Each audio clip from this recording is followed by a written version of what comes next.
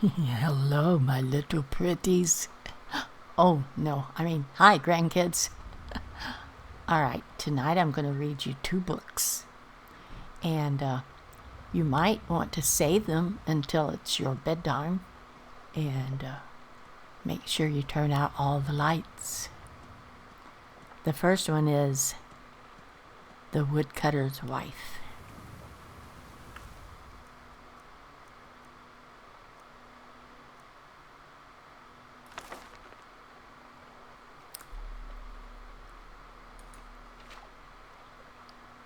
Legend tells us of a woodcutter who built a shack deep within the pine forest. There he hoped to live in peace with his family.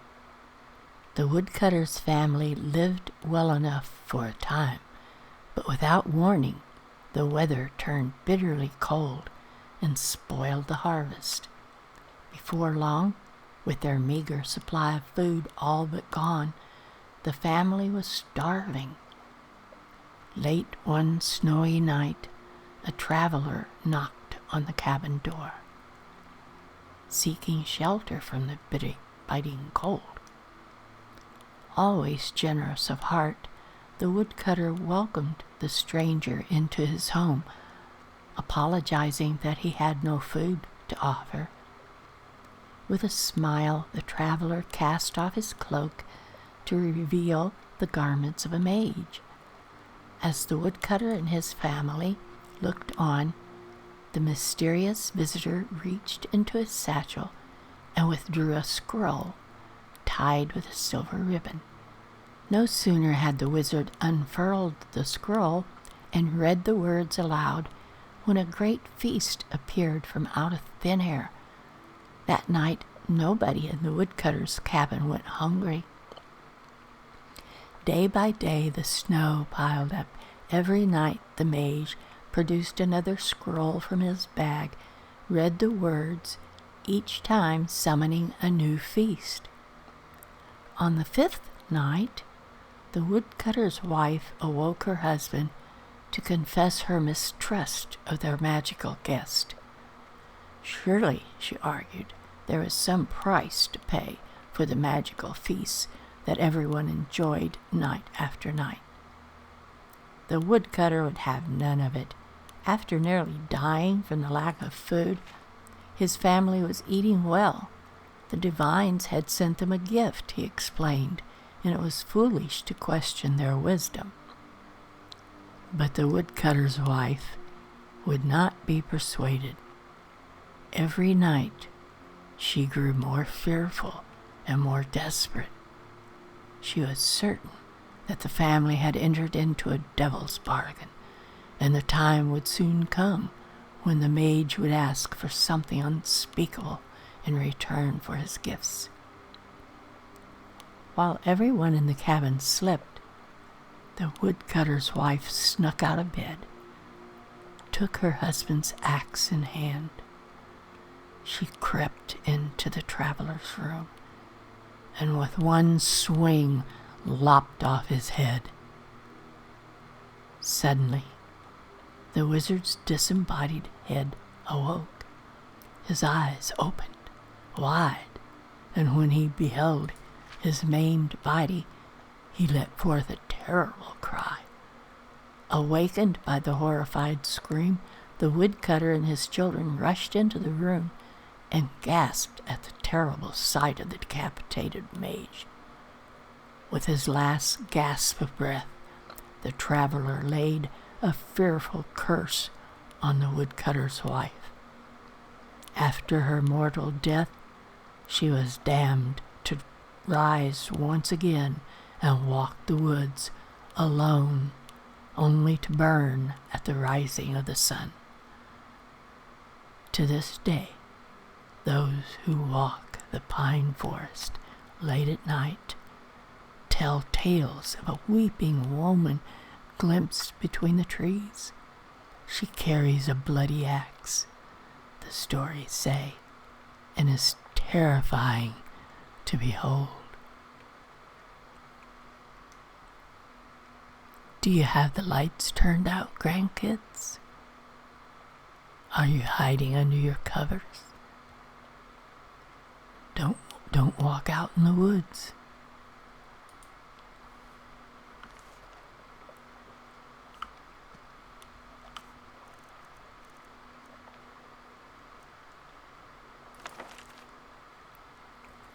This one is a cabin in the woods.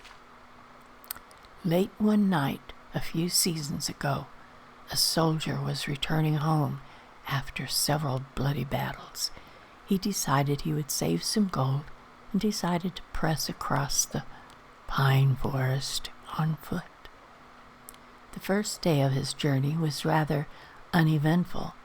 The soldier stuck to the main path and kept a brisk pace. When it started getting dark, he set up his bedroll, built a small fire, and cooked up some rabbit he had caught.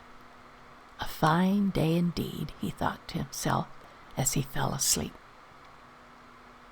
Part way through the evening, the soldier was woken up by soft sobbing in the distance.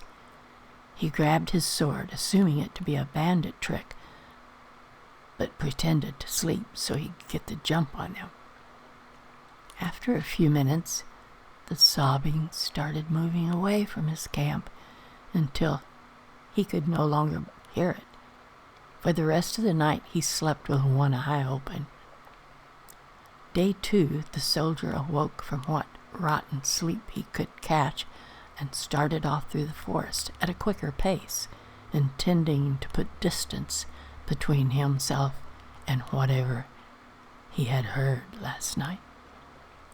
As the day went on, it began to rain heavy, so the soldier built himself a little shelter for this evening so he could remain dry while he slept. It took him a little longer to fall asleep with thoughts of the previous night fresh in his mind, but he eventually slept.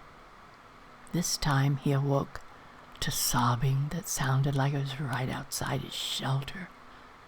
The soldier grabbed his sword and crawled out of the tent. In front of the fire, he saw the back of a ghostly woman sobbing into her hands. The soldier mustered his courage and asked her what was wrong. No answer. He began to slowly approach, but before he could reach her, she turned and screamed at him. The ghostly Roman woman raised an axe and began to run at the soldier, disappearing before she made contact. The soldier took off into the night with just his sword in hand. He ran until the first light of dawn, where he started down the road again as fast as he could move. The third day was bright and sunny, but the soldier, rattled and sleepless, didn't even notice. He moved as fast as he could, trying to get through the forest before nightfall. As darkness began to fall, he saw a cabin just off the road and thought to himself it would be a good place to hunker down for the night. After arriving at the cabin, he spent some time blocking the doors and windows. Nothing would get in. Grandkids, you know which cabin this is, don't you? Despite his preparations, he could not sleep. He sat in what used to be the cabin's bedroom, staring at the barricaded door, shaking. Eventually, he could keep his eyes open no longer and fell asleep. This time he awoke to laughing on the other side of the barricaded door. It sounded like the woman from before, but he refused to believe it was her. The soldier burst through the barricaded door into the main room to find the ghostly woman from the night before, staring at the ground, laughing hysterically with an axe in the hand. He began to relentlessly attack the ghostly woman, but he could feel his strikes were less effective. He used a scroll of firebolt, which drew a scream from her, and she exploded, disappearing. The ordeal was over. The ghost was gone. The soldier slept well that night, and the next day made excellent distance through the woods.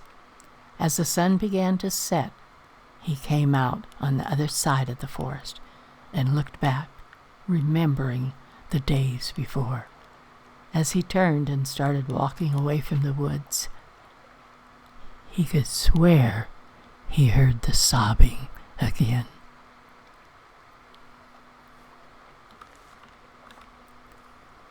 So grandkids, stay out of the woods. Don't enter any strange cabins. And don't ever mess with an axe. And if you see a ghost, run like crazy.